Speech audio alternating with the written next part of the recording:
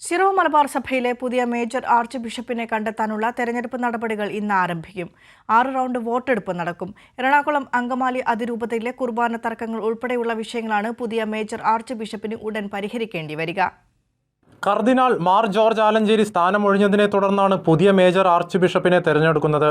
കഴിഞ്ഞ ദിവസമാണ് 32ാം സിനഡിന്റെ 1ാം സമ്മേളനം സഭയുടെ കേന്ദ്ര കാര്യാലയമായ കാക്കനാട് മൗണ്ട് സെന്റ് തോമസിൽ ആരംഭിച്ചത്.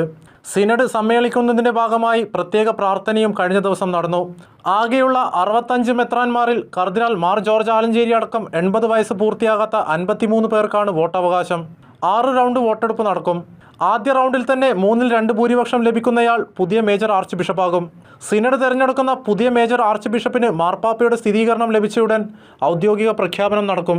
സിനഡ് ഈ മാസം 13-ന് സമാപിക്കും. ആരോപണത്തിന് അതീതനും സമവായത്തിലൂടെ സഭയെ മുന്നോട്ട് കൊണ്ടുപോകാനും കഴിയുന്ന ഒരാൾ ഈ സ്ഥാനത്തേക്ക് വരണമെന്ന് കഴിഞ്ഞ ദിവസം അൽമായ മുന്നേറ്റ സമിതി അഭിപ്രായപ്പെട്ടിരുന്നു. സഭയിൽ ഉയർന്നു വന്നിരിക്കുന്ന കുർബാന തർക്കം പരിഹരിക്കുക എന്നതാവും പുതിയ മേജർ ആർച്ച് ബിഷപ്പിന്റെ മുന്നിലുള്ള പ്രധാന വെല്ലുവിളി. കൈരളി ന്യൂസ്, കൊച്ചി.